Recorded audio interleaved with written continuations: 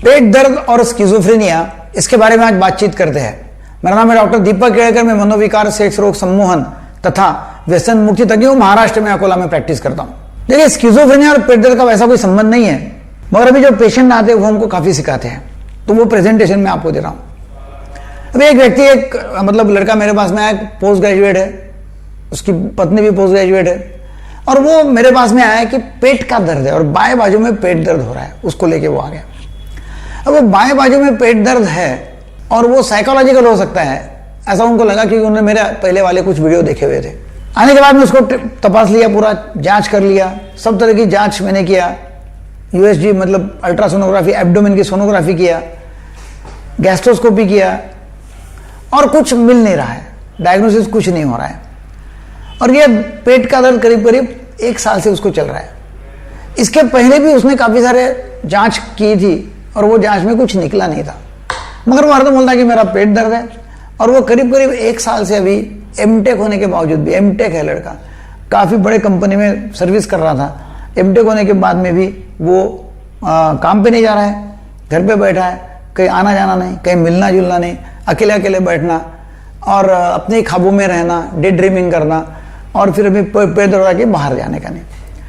अभी जब ये हो गया तो हमको लगता है कि भाई प्रॉब्लम क्या है। इरिटेबल बाउल सिंड्रोम भी नहीं है कि भाई कोई ऐसे बाकी जो इरिटेबल बाउल के जो सिम्टम रहते हैं कि ढकार आना, हिचकी आना, एसिडिटी होना, पेट दर्द है, लैट्रिन को बहुत ज़्यादा लग रही है, कॉन्स्टिपेशन होना, ऐसे भी कोई सिम्टम नहीं है। फिर क्या हुआ? फिर हमने देखा कि भाई डिटेल हिस्ट्री लो उसकी कि भाई क्या हुआ ऐसा। फिर डिटेल हिस्ट्री में फिर वो बता रहा था कि भाई उसके भाई को स्किज़ोफ्रेनिया हो गया था, और उसके भाई को स्किज़ोफ्रेनिया हो गया था, और उसके भाई का इलाज शॉक ट्रीटमेंट के जरिए और मेडिसिन के जरिए अभी भी चालू है। शॉक उसको दिए थे, इलेक्ट्रिक करंट दिया था उसको। अच्छा, फिर हमने बोला मतलब उसने सब बातें छुपा के रखी थी हमारे से।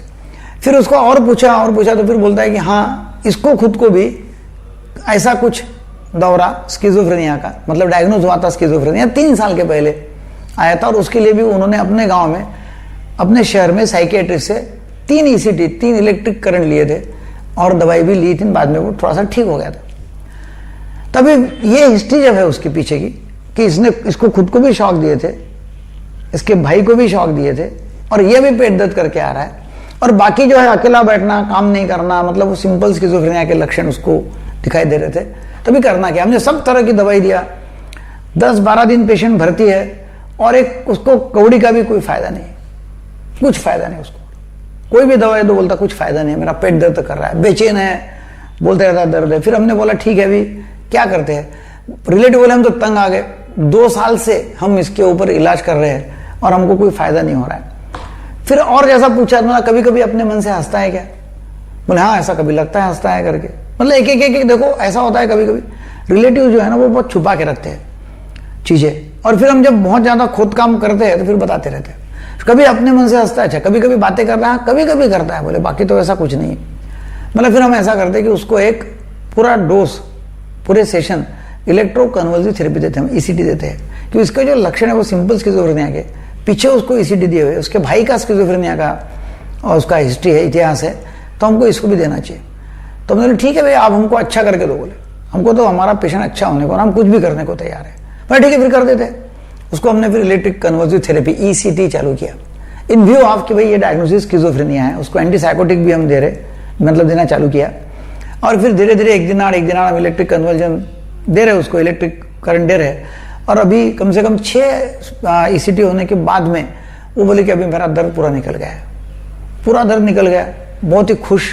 बाकी जो सिम्टम थे, अकेला रहना और कुछ नहीं, अभी मैं जाऊंगा काम करूंगा, ऐसा लड़का बोल रहा है, और एकदम ही ड्रामेटिक रिलीफ हो गया उसको।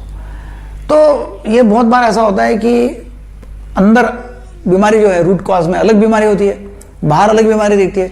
पता नहीं ये डिल्यूजन के रूप में था उसको, सोमेटाइज्ड डिल्यूजन, कि भाई ये डिल्यूजन है कि भाई मेरे को ये बीमारी है पेट दर्द की, वो एक पक्का दिमाग में बैठ गया और डिल्यूजन हो गया, इसकी वजह से ऐसा हो रहा था, पता नहीं, मगर फायदा उसको हो गया। अभी एंटीसाइकोटिक में उसको चालू रखा है, और वो मतलब उसको बोला कि हमने भाई कम से कम अभी साल भर तक एंटीसाइकोटिक चालू रखो ताकि फिर से रिलैप्स ना हो जाए। तो ये ऐसे काफी डिसेप्टिव पेशेंट रहते हैं, तो ये ऐसे लोग रहते हैं, तो उनको इलाज करना जरूरी है। आपके भी आसपास में ऐसे लोग होंगे कि जिनको ट्रीटमेंट नहीं है या ट्रीटमेंट दिया हुआ है मगर कुछ फायदा नहीं हो रहा है, तो उनको जरूर एक नहीं दो नहीं तीन कंसल्टेंट की जरूरत मतलब पड़ सकती है। सेकंड ओपिनियन लो, थर्ड ओपिनियन लो, उसमें कुछ ना कुछ फायदा हो सकता है और वो पेशेंट अच्छे हो सकते हैं और उनका जीवन अच्छा हो सकता है। ये वीडियो आपको अच्छा लगा तो जरूर शेयर करो, सब्सक्राइब करो, लाइक करो। Thank you very much.